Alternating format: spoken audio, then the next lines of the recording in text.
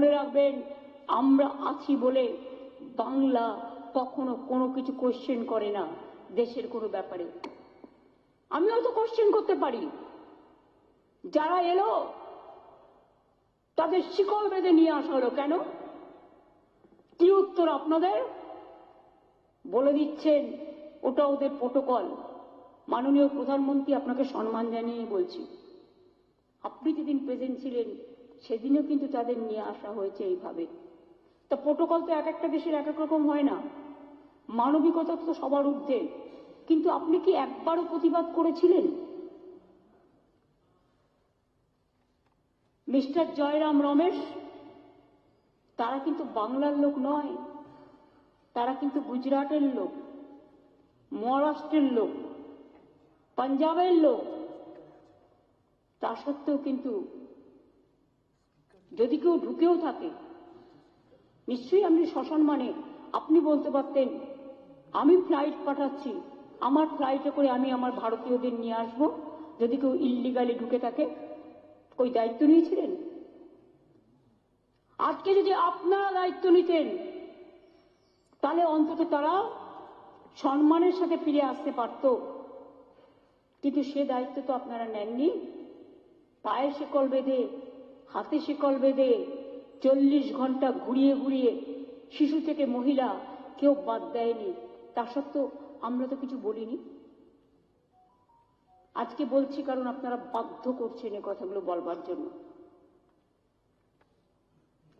না বলার পরেও আপনারা আমাকে টেরোরিস্টদের সাথে যোগাযোগ বলে দিচ্ছেন। এর থেকে তো মৃত্যু হওয়া ভালো। এই দেশটা আমাদের সবার দেশ। আমি মনে করি আমার ব্যক্তি অধিকার থেকেও আমার দেশের অধিকার অনেক বেশি। তাই দেশের স্বার্থে আমরা কখনো দেশের স্বার্থ বিঘ্নিত করার কোনো কথা বলি না। আমরা আভ্যন্তরীণ পলিসির ব্যাপারে সবসময় বলি, কেন্দ্রীয় সরকার যেটা করবে আমরা সেটাই মেনে নেব। মনে রাখবেন, তাই বাংলা ভালো থাকে। আর বাংলা ভালো থাকলে অন্যান্যরাও ভালো থাকে। আমরা তো ওয়েলকাম করছি সীমান্তবর্তী ব্যাপার নিয়ে যে মিটিং করছেন আপনারা দুজনে, আমরা খুশি। কারণ আমরা চাই আমার বাংলার শান্তির জন্য, আমার ভারতবর্ষের শান্তির জন্য বাংলাদেশও ভালো থাকুক, অন্যান্য দেশও ভালো থাকুক। আমাদের কি অসুবিধা আছে? এ কথাগুলো কখনো আলোচনা করে দেখেছেন? একবারও তারাপীঠ মন্দির দেখেছেন হিন্দু ধর্মের উদ্গাতারা? So called Hinduism. What is the meaning of Hinduism? Swami বিবেকানন্দের শিকাগো বক্তৃতা পড়ুন। It's a universal religion.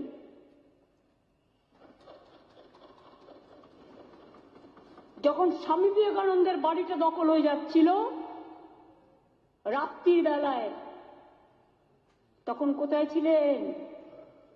ইলেকশনের সময় স্বামী বিবেকানন্দের বাড়ি যান। আর স্বামী বিবেকানন্দের জন্মস্থান যখন মাল্টি স্টোর বিল্ডিং করবার জন্য কেউ কিনে নিচ্ছিল, এখন বেঁচে নেই ডক্টর সুব্রত মৈত্র, তিনি তার আগের দিন রাত্রির বেলায়, রাতেই দখল হয়ে যেত, রাত 12টায় ফোন করলেন, মমতা একটা সিরিয়াস খবর আছে। আমি বললাম কি? তিনি বলেছিলেন, আমি খবর পেলাম স্বামী বিবেকানন্দের বাড়িটা সিমলা স্ট্রিটে, যেটা প্রমোটাররা দখল করে নিচ্ছে। আমি বললাম কি বলছেন? বলেছিলেন হ্যাঁ।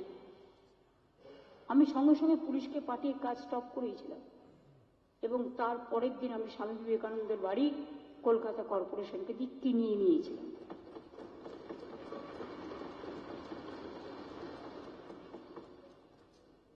সিস্টার নিবেদিতা,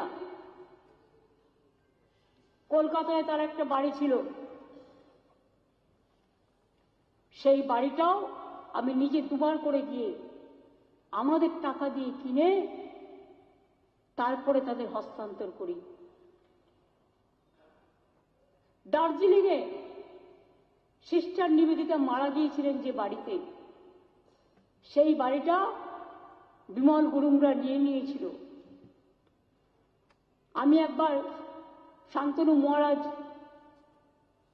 বেলুড় থেকে আমার সাথে গেলেন এবং আমাদের সাথে ডিএমএসপি থেকে শুরু করে বিমল গুলুমকেও ডাকলাম, তখন সে জিটিএর চেয়ারম্যান ছিল।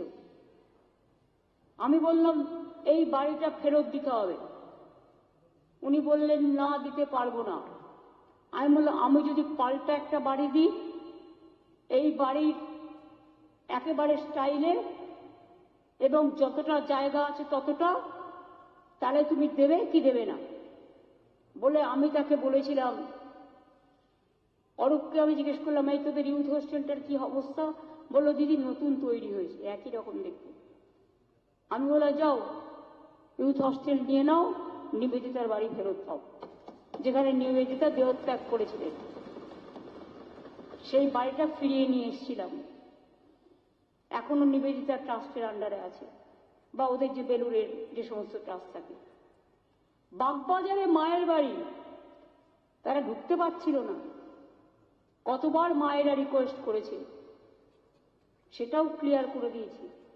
যেখানে ওখানে অনেক মানুষ বাস করতেন তাদের জন্য আলাদা করে বাড়ি তৈরি করে দেওয়া হয়েছে। এটা কোন ধর্মের উত্তর আছে কমরেডরা? তারাপীঠের মন্দির ভোগগড় থেকে শুরু করে, তারাপীঠ ডেভেলপমেন্ট কমিটি থেকে শুরু করে, মায়ের মন্দিরের সম্পূর্ণটা, রাস্তাটা, গেটটা কে করেছিলেন? আপনারা। এটা আমরা করেছিলাম। আশিস দাস এই ডেভেলপমেন্ট অথরিটির চেয়ারম্যান। দক্ষিণেশ্বর স্কাইওয়াক কতবার কোর্টে গেছে, কতবার গন্ডগোল হয়েছে। আমি নিজে 3 বার ইন্টারফেয়ার করে মিটিং করে তারপরে দক্ষিণেশ্বরের ভবতারিণী মায়ের সম্মানার্থে স্কাই ওয়াক আমরা করে দিয়েছি। কঙ্কালীতলা সতীপীঠ বীরভূমে কারা করেছিল? আমরা, আমাদের সরকার। ফুল্লরা মায়ের মন্দির উন্নয়ন কারা করেছিল? আমাদের সরকার। তারকনাথের মন্দির ভোলে বাবা পার লাগাও, ত্রিশূলধারী শক্তি জাগাও, কারা করেছিল? আমরা। দুর্গেশ নন্দিনী মন্দির পুড়ে গেছিল, কারা করেছিল? আমরা। মদন মোহন মন্দির দেখাশোনা কারা করেন? কুচবিহারের আমরা। শিবযজ্ঞ মন্দির আমরা উন্নয়ন করে দিয়েছি। মদন মোহন মন্দিরও গেস্ট হাউস থেকে শুরু করে সব করে দেওয়া হয়েছে। কালীঘাটে স্কাই ওয়াক হচ্ছে, কারা করছে? আমাদের সরকার। কোনদিন ভেবেছিলেন করা উচিত? গঙ্গাসাগর মেলা 1 পয়সাও দেন না, যেটা ইনকাম হয় সেটাও নিয়ে চলে যায় ইউপিতে। কত মানুষ যায়, লক্ষ লক্ষ মানুষ যায়, 1 কোটি 1.5 কোটি মানুষ যায়। জলে করে পার করতে হয়, কত শক্ত, কত টাফ। এক একটা মানুষ জলে জলে পার হয়।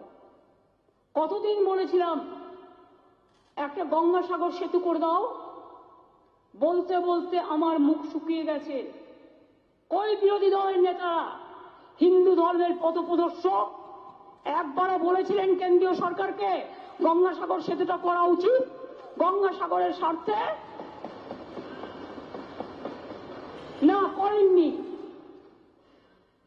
আমরা সেতুটা করছি। এই বাজেটেও তার জন্য 500 কোটি টাকা রাখা হয়েছে এবং 4 লেন রাস্তা সহ সেতু হচ্ছে, যেটা 1500 কোটি টাকা খরচা হবে, ডিপিআর হয়ে গেছে।